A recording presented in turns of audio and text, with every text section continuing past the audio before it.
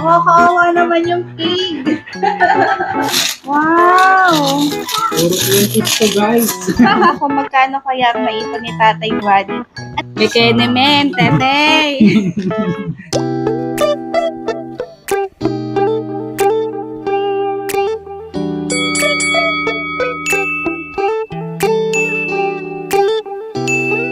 Hi guys! So for today's vlog, i-content naman natin si Tatay Buddy. Kasi meron siyang ipon challenge since August. So ngayon, buksan na niya yung kanyang pig and bibilangin natin kung magkano ba yung naipon niya kasi magpapasko na. So gusto na niyang buksan and malaman kung magkano ba yung naipon niya talaga. Guys, yung video na to is not to brag but to inspire others na kahit kayo, pwede kayong mag-ipon at kayang-kaya niyong mag-ipon kahit sa maliit na halaga lang. Hindi naman kailangan na malaki agad yung ipunin nyo, di ba? Kung ano lang yung kaya nyong ipunin, yun lang yung i-goal nyo. If gusto nyo makita kung magkano ang naipon niya and kung papaano kayo pwedeng mag-ipon, tapusin niya lang tong video na to. So, let's begin! Hi! So, sisimulan na nating baakin si Piggy Bank! So, magkano kayang laman nito? Mabigat-bigat siya. Ilang kilo kaya to? So, ito daw ang kakatayin ni Tatay Buddy for today's video, guys. So, let's begin! Mas mahal pa ito sa isang buong baboy. Okay? Yay! Oh my God! Nakakaawa naman yung pig. Guys, nakapambahay pa kami, oh. Kasi, you know, baka matusok. it's Sunday today. So, baka matusok. So, dito lang tayo sa bahay. No. So, isa yung mic natin, guys. So, sana naririnig ako ng... Yan! Ito na, guys. Iharap mo si Piggy doon. Oh, say... Nice! Oh my God! Wow! Puro 20s to, guys. Puro 20s, guys. Ang dami. Ay, wait lang. Ganito ko. Wow! Sige, buksan natin.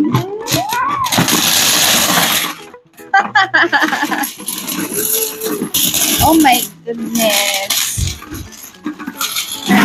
Ay, marami pa, guys. Wow! Wow, ang daming papel. Sige, bubuksan ko. O, baka may maiwan pa. Yan, mukhang makakapag-travel ulit tayo, guys, ha? Meron pa tatay sa loob. Yan. So, guys, look, oh. May mga buo, tapos, ang daming 20, guys. Kasi inipon talaga nung asawa ko yung 20 pesos. So, puro 20 to. Wala siyang 10 pesos or 5 pesos. So, papakita ko sa inyo, guys.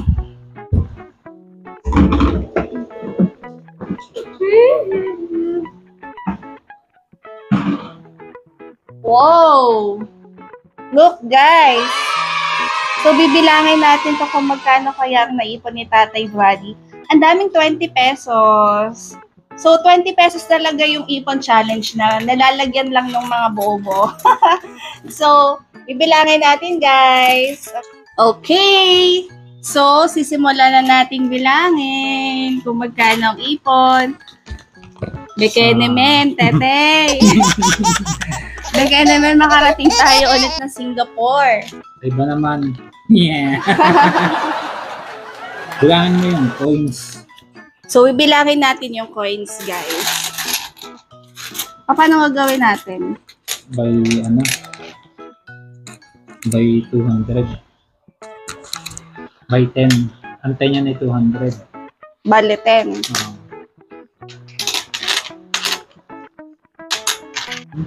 10 pieces, tatay. Oh, 10 pesos. 2, 4, 6, 8, 10. In 4 months, guys. Tama ba? August, September, October, November, December. So, 4 months, nag-ipon si Tatay Vladdy para at least December, di ba, maraming may ipon ka, may panggastos ka, may pambigay ka sa mga inaanak. Hindi lang puro pogi. 2, 4, 6, 8, 10. Alam nyo guys, ang maganda kasi, pag nag-iipon kayo, yung kung magkano lang gusto nyong ipunin, for example, kagaya nito, 20 pesos daily, or kung magkano yung excess nyo na pera na makikita sa mga wallet nyo by the end of the day. So, maganda yun kasi hindi mo mapapansin, nakakaipon ka na pala. Kagaya nito, si Tatay Vladdy, look, sobrang daming 20 pesos. Ang ingay ni baby. 2, 4, 6, 8, 10. No! Alam nyo guys, sa totoo lang, maganda yung may ipon.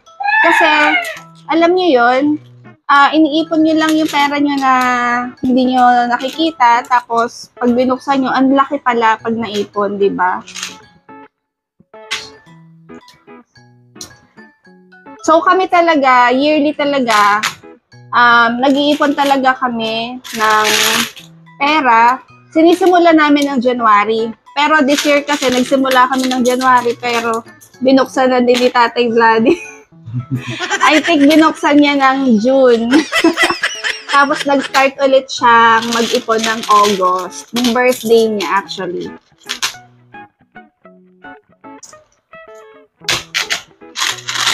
Maganda sana guys kung maiipon nyo is January to December. Mag-start kayo ng January guys. Tapos guys, yung ipon nyo, huwag nyo iisipin na may pera kayo doon. Kasi pag ganun yung mindset nyo, kukuhain at kukuhain nyo yung naipon nyo, di ba?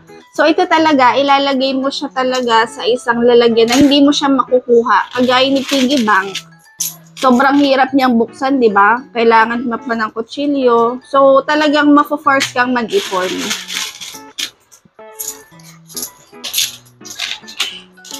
So, una lang mahirap.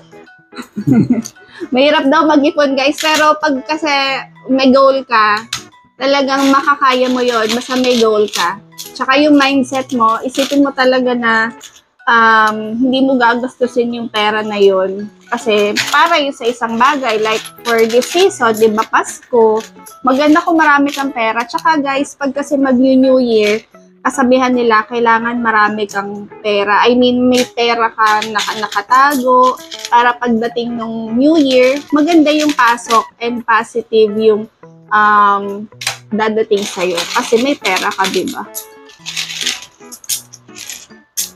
Sabi nga pala nila, guys, nung mga matatanda, kapag daw mag-iipon ka, bubulungan mo daw, for example, si Piggy, bubulungan mo na para to sa Pasko, hindi to para sa mga emergency. Kasi guys, ewan ko kung nagkakataon lang yon. Meron kasing nangyayari na nag-iipon ka tapos nagkakasakit yung kamag-anak mo, nagkakasakit ka. So yung ipon mo doon napupunta.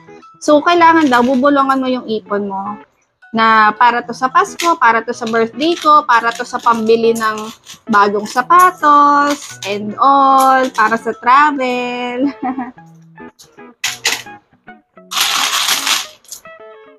So, magbibilang muna tayo, guys. Tatay, bigyan naman. Pautang. Ang biling motor. Ang biling motor ako. May motor ka na. Ako, makikita to ng ating mga kumpare, tatay. Aawitan kaya naman nila. Mag-ipon din sila. Guys, sobrang dami ng 20s. So, magkano kaya ang inabot ng 4 months ni Tatay Vladdy? Actually, guys, itong ipon ni Tatay Vladdy, hindi siya same amount every day. So, kung magkano yung nakapa niya sa bulsa niya, Yun, ang inilalagay niya kay piggy bank. And also, pag may nakikita siyang 20 sa wallet ko, kinukuha niya, inuhulog niya dito. So, magkano kaya sa akin dito, tatay? 20. Saka guys, kasi may tindahan kami. So, yung mga nagbabayad doon na may 20, pinapalit ni tatay. Kasi gusto niya talaga, yung goal niya talaga, puro 20 yung may ipon niya. Tsaka pala guys, kasi nagwo-work ako sa loob ng bank. So, ang balita ko, wala na masyadong 20s na new bills, yung mga malulutong na 20. Balita ko, puro coins na lang. So, ang hagad naman guys, kung 50 yung papapanta nyo, di ba? 50 per person yung bibigay nyo. Palit na kayo. Palit na kayo dito sa amin. Kasi babang ko rin namin to guys.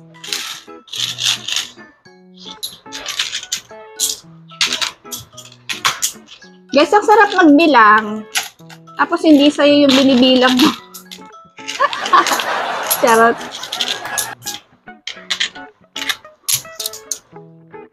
Nakikita nyo ba yung sando ni Tatay Vloggy? It's from Singapore. So, ang ganda ng experience sa Singapore, guys. Sana makapunta kayo. Sana mapanood nyo yung vlog na ginawa ko. Para at least may idea kayo kung paano ang gagawin sa travel ngayon. Madami pala. Tatay, ang dami. So guys, tapos na kaming magbilang, nakapag-wash na rin kami ng hands namin kasi amoy kalawang. Ang nabilang namin is itong coins, total of 12,240. And then, itong 1,000 is 14 pieces. And yung 500 is 12,500. So, all in all, ang naipon ni tatay is 38,740!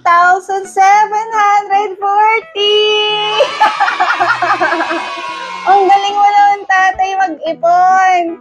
So, akin na lang yan.